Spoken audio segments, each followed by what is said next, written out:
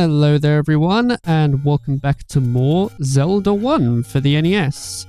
In this part, we're going to be going through level 2. We'll be getting to level 2 in a bit, but in my playthrough of this, I went ahead around the overworld and grabbed a whole bunch of stuff. Like I said, my actual playthrough of this was literally just one giant take from beginning to end of my playthrough of Zelda 1. Because I really wanted to capture like that natural side of exploring the world, if you will. So, yeah, that's what's going to happen. It's been a while since I've seen this footage, so I can't remember exactly what I do, but when I get to like a point that I am familiar with, I'll cover that also. But there is one thing I want to talk about from my last episode. Somebody mentioned that in level 1, the very first door, if you go out and back in, the door will open. Yeah, I'm aware of this. I mentioned this also in 2013 in my bonus video of this game, actually. But just for once, I wanted to just play through the dungeon legitimately. Like, I didn't want to do the little glitch or so. Because it doesn't take too long to find the key. But yes, it is possible to do that. Also, yes, you can go to level 1 with more upgrades to make life a lot easier for yourself, as well as get like a bracelet and things. You can do that, but I wanted to do level 1 just with bare bones Link. I'm not really too sure. My mind just sort of like wandered while going through this. I am 1 rupee short of getting that. Oh dear, so it looks like I had to just go find that 1 rupee in order to get the blue candle. The blue candle sends fire, so then you can like burn trees, and that's useful for like finding some items and stuff, so it's quite useful for that. It just sucks I was just like 1 rupee short. This happens from time to time. I think with me, when it comes to playing Zelda NES, when it comes to bombs, most people will go to the shop to the further right part of the map and buy them that way. For me, I kind of wait till after defeating an enemy. It gives me bombs anyway, because I kind of like to get that, because then it saves me buying them. It's not as quick, no, but I feel like it spices things up, really, because it's like, oh cool, great, I got bombs. So then I can use those to exploit. Well, maybe not exploit, but, you know, just get some early access to a couple of things, if you will. Now, you can burn trees, some random-ass trees and stuff with the blue candle, and that will give you access to some secret rupee locations and stuff. But the problem with that is sometimes you'll burn a tree, and then you'll burn down some poor sod's door. So then you have to pay them rupees and stuff. So, you know, it's sort of hit and miss. That's why oftentimes I don't really tend to experiment and burn stuff to find hidden rupees. Because I don't know if there's going to be an old man who's going to rob me off of my flaming rupees, you know? So, when it comes to, like, grinding this game, I tend to prefer just, like, defeating enemies. It's slower, yes, but at least then I'm not running risk of, like, finding an old man or so. I'm aware that you can just look this stuff up. You can look up the locations, especially in, like, the first and second quest. But I didn't want to do that. I just wanted to just play through this with my muscle memory. And that's what I'm doing. But because I have bombs, when you get to this part of the map, you get the choice of getting a potion or a heart container. Go for the heart container. Well, actually, I say that like it's like demanding, but you can do a free heart run of this game as well. So I suppose if you're going to do that, you would pick up the potion instead. You know, because it's free. You don't have to pay any money for it. So there is definitely that option, but I wanted to do this to 100% for like finding all the heart containers and all the items and stuff. So yeah, that was what I'd said to do. These are moblins. They look very basic compared to all the other designs that we see throughout the Zelda series. But I find that they do the job, you know. It took me ages to realize actually that with the shields you can just deflect the arrows so that they don't hit you anymore. With the bigger shield, you can deflect many more things, but for whatever reason throughout this playthrough I just never bothered with the big shield. The big shield is great, but the problem is when you come across the enemies known as light likes, lights, as soon as they hit you, your shield is just gone. That's it. So you have to go out and buy another one. So, and you know, it's like, it's easy to get hit in this game, in my opinion. So for me, I just didn't really see much of a point of getting the shield, because I'm like, well, it's just going to go super quickly, you know? But yeah, the first part of this episode is basically me just sort of wandering around.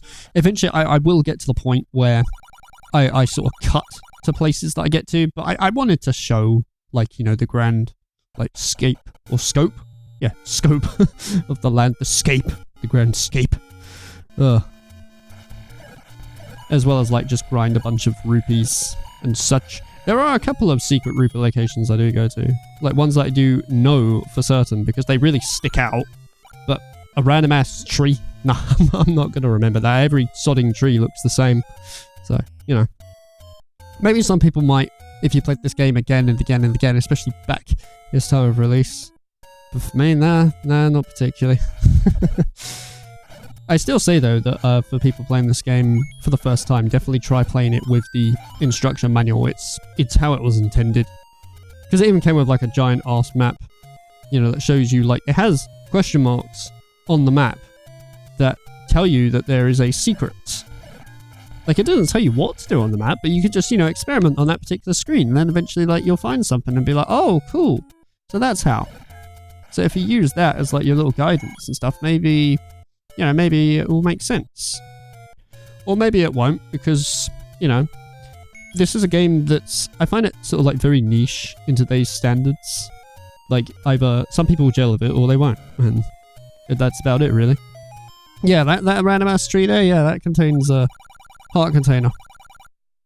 All the trees, like I say, are the same, so oftentimes whenever I'm burning that particular part, I always forget which flaming tree it is. But I just got lucky on that one, I suppose, really. Like, again, at this point, I could have just gone on to level 2. I have had sessions in the past where I can beat level 2 as bare bones Link.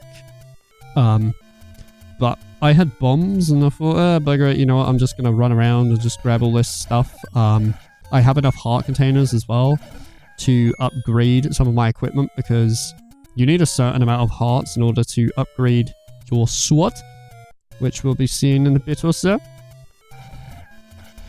You'll also find me at times, like, defeating all the enemies on the screen, and then eventually I just can't be arsed, so I move on. The reason why I defeat all the enemies is because, like, well, you know, you're just, like, farming for rupees. So, it does help you out, but if it takes way too bloody long, like, I'm pretty sure this screen right here with these blue levers, that takes flaming forever. You know, whenever I think of levers, I always think of that weird, like, arse, there was an 80s commercial for this game of some random ass dude running around, like, it looked like in a basement or something, just shouting out the random enemy names, calling out for Zelda. It's like, Zelda! After rocks! Which way you go? Good times! PPP hands! Levers! well, that's definitely one way to promote the game. I'm not sure what that has anything to do with Zelda. It's not even the slightest thing that I think of when it comes to Hyrule, but okay. Although most people tend to remember the commercial where you had, like, this radical cool kid and some nerdy kid, and he's showing him how to play Zelda, and they go into a rap. Did you see the latest Nintendo newsletter? Whoa, nice graphics. I'd like to get my hands on that game. You mean you haven't played it yet? We can play it on my Nintendo Entertainment System. It's the Legend of Zelda, and it's really rad. Those creatures from Ganon are pretty bad. Octoroks, Tektites, Levers, too. But with your help, our hero pulls through. Yeah, go Link, yeah, get Zelda. Awesome. Intense. For some reason. It's like, huh, yeah. Older game commercials are certainly a thing. I find they're really cool to look at. It's like, yeah, they wouldn't do that in these sort of times, but it's fun to look back on. Those floating enemies up in the sky are known as pea hats. They don't look like a pea nor a hat, but Some Zelda enemy names are so strange, I tell you. I'm not going to point out every single one of them that I encounter. I'll just sort of be like, oh yeah, that's blah, like if it occurs to it. But if I'm talking about something else, then that's what I'll do instead. Yeah, this particular one here, this rock, took me a couple of attempts, but it's one certain pixel you have to lay the bomb on. Yeah, and inside you get the choice of a potion or heart container. I find it kind of cool though, actually, how they have like those two choices. So you can still go to the secret, and if you're wanting to not upgrade your health, you do have the option of a potion. But yeah. So that marks, how many heart containers is that? It looks like about 7. So I'm sort of squinting at the screen. Sometimes I find it difficult to count when things are like really close together. Especially when I'm like a little bit further away from the screen. Compared to what I usually am anyway. Oh yeah, also the theme song to this is like timeless. Like this was like composed in like a night, I think it was. Yeah, just a single night. It's like, yeah, cool, great. I believe those enemies there are known as Armos statues. My tactic to those is mainly hit them with your boomerang. Secret is in the tree at the dead end. Yeah. I gotcha. Seriously, what the fuck?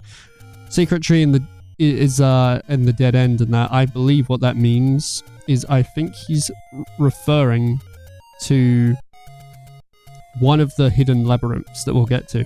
I'm also trying to call them labyrinths because most people refer to the places as like dungeons. No, in the manual they call them labyrinths, which I suppose, well, makes sense, you know.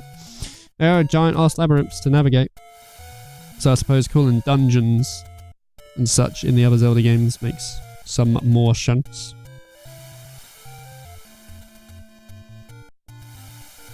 Tic-tacs. Spider-like enemies. Even though they haven't got 8 legs, but yeah. Oh yeah, it looks like I went up to this fella here. I gotta show this letter to the old woman. This is optional. You don't have to. Like, all it literally does is when you show it to the old woman, it grants you access to potions that you can buy. You have like 2 options, and I'll get to that when we get to that.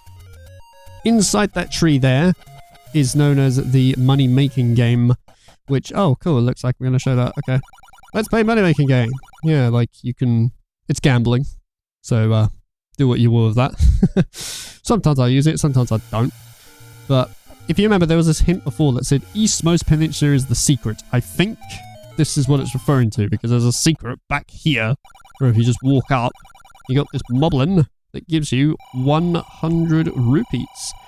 That one I always remembered, because, I mean, well, it sticks out like a sore thumb, doesn't it? You just sort of, like, push yourself up against the top part of the wall, and it's like, oh, cool, great, yeah. I found a secret. But other than that, yeah. That bags me like 165 rupees, which helps out because there's like an item later on in the game where you need, oh boy, quite a bunch, like almost a max capacity actually of the flaming rupee count to get this item, but oh, it helps you out. It definitely helps you out. It is possible to beat this whole game as bare bones Link, but that's very difficult and I've never done that before. Maybe I will one day, but I don't really know. Maybe not till I'm like fully 100% like familiar with the game, but we'll just have to see how that goes. Anyway. I like how there's a waterfall there that just doesn't move. I mean, I understand it's like NES limitations and stuff. This game is already impressive as it is, you know, for NES. But yeah. That is known as a Lionel. They're quite dangerous if they attack you, especially in this form that Link is in. But I find that when you throw your boomerang and just hit them constantly, they're not going to attack you because the boomerang stuns them. He says master using it. He's not very clear about that. What he means by that is that you need a certain amount of heart containers to get the white sword, which does 2 times damage. Yeah, each sword upgrades by 2 by the looks of it, according to the manual. Yeah, the old man's hints are never like fully clear. Like what? Oh, the waterfall that you see right here as well, if you go into it, you have this person.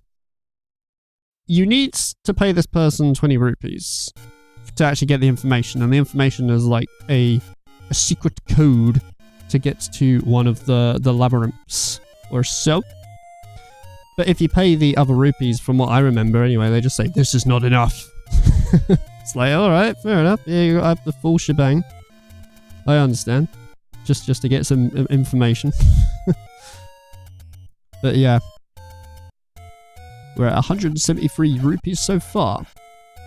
And the white sword, well, makes life a little bit easier. I don't know, I just wanted to go to level 2 with just more upgrades, because just in case if I encounter a certain enemy or so that's like really bad. I think it's like from level 3 and upwards where things really start to get difficult, because as far as memory serves me, from my time playing this game, it was level 1 and level 2 was fine with just normal bare-boned Link. He's not officially called bare-boned Link, that's just what I keep calling him for some flaming reason. Flaming also appears to be my favourite word today. I don't know, it differs from time to time. Oh yeah, fairies also, they're super useful. Sometimes just defeat an enemy, a fairy comes out, you get all your health back. Some people have said though, that at times doing a free heart run of this game can sometimes be easier. And the reason for that is because when you're at full health, you get to shoot a sword beam, right? At full health. So when you get more heart containers, it means when you get hit and it goes all the way down, you have to get more health back just to get the sword beam back. So if you keep your hearts at 3, it means you get your sword beam quite commonly, you know? So that appears to do the job. I'm not too sure what I'm up to here. I think I'm just sort of wondering where to go, just in case if there's like any other extra upgrades. Or I might be on my way to level 2. I'll point out when we're at level 2. It's fun though, just looking back. And just like, oh yeah, look at me, just sort of like wandering around, just aimlessly figuring stuff out. There is a shop here. Do I go in there? Yeah, I do. Okay, what do I do? Buy something, will you? I don't buy anything. Well, that's just rude. Right. And then it looks like I'm on my way to level 2 now, actually. Yep, indeed. Okay, yeah, this is the routes they have to take to it. You know, if you're at level 2, because of this big staircase thing right here, and like the green side of things, at least that's what I always refer it to as anyway. This is also a bit of a lengthy episode because, well, this is just what I did before I get to level 2. Each episode will basically be like maybe a bit of overworld exploring, and then it will end with, you know, a complete run of a labyrinth. Right, guess the name of these enemies right here. I almost said flaming. Ropes. Yeah, they're called ropes. They're actually snakes. If I saw that, I'd call it a snake, but no, it's a rope. According to the Zelda universe. So yeah, I don't mind these enemies though. Basically, if you're in line with them, they'll then start speeding up towards you. So as long as you stay in place and face them and attack them, you should have a good time. Just sort of pay attention to your surroundings, you know? Good eye coordination with these things is what gets you through, you know? Especially compared to some of the later enemies that we encounter. Oh boy, oh boy. Those things always give me a hell of a time, but I've got used to them over time, and I'll get to those when we get to those, really. We're also at 200 rupees. The maximum amount, I believe, that your rupee or wallet can hold is 255. But yeah, we're already at like 200, which helps out.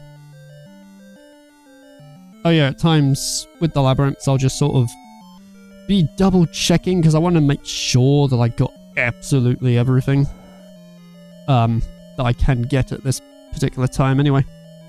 These enemies here are known as well, blobs. I'll call them blobs. What the hell are they actually called?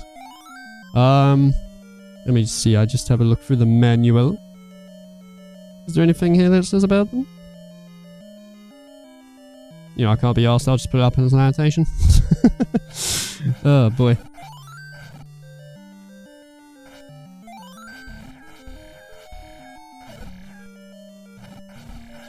Yeah, I also don't know the name of these things. Anything I can't really remember the names of. I'm not going to stress too much, but I'll be like, I'll just throw it in on post. you know.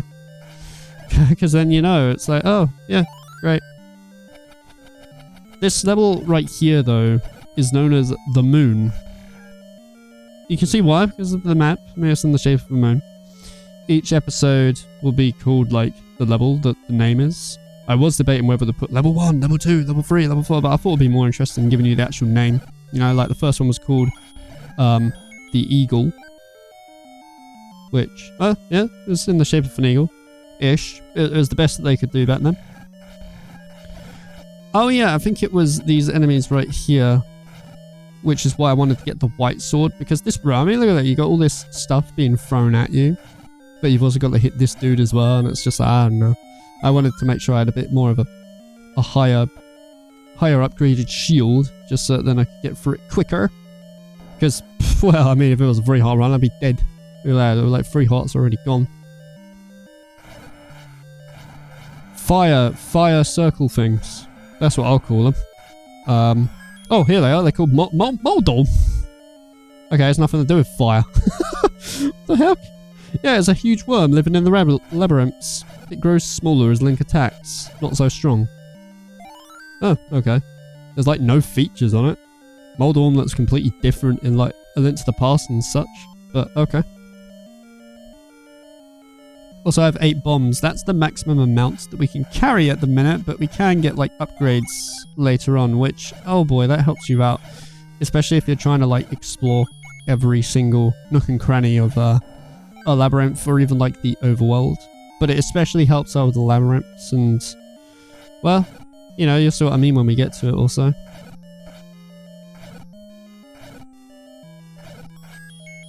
Defeating all enemies sometimes also gives you extra rupees. At any time you can get extra rupees, and I always find that it helps out. The Dongo dislikes smoke. What does he like then? Yeah, the Dongo dislikes smoke. That's basically a hint in this labyrinth that tells you how to get through it. Again, it's not very clear, but it's just one of those games where just you have to sort of think very, very carefully about what the heck that actually means. It's a very infamous quote, though. A lot of people are always like, the Dongo dislikes smoke. It's like, oh boy. Oh yeah, you can also hear like the boss roar as well. It sounds different in the Famicom disc version because, well, I mean, you know, more sound channels and stuff were allowed. I'm also showing off the magical boomerang.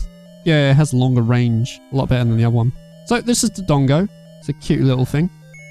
And we have to blow it up. Because the Dongo dislikes smoke. Because of smoke from a bomb. Now, what I tried to do here is I tried to get it next to it, rather than getting it in its mouth. Because even though it does work, you have to use 2 or 3 bombs, I believe. But if you get it on the side... Do I do it? Yeah. And then stab it, it just dies immediately. And every time you do that, it always gives you a bomb. At least it's done that every time I've done it anyway. And, well, that is the moon. So that marks the end of this episode. I guess I'll see you in the next part, which, yeah, that'll be fun. Till then, see ya.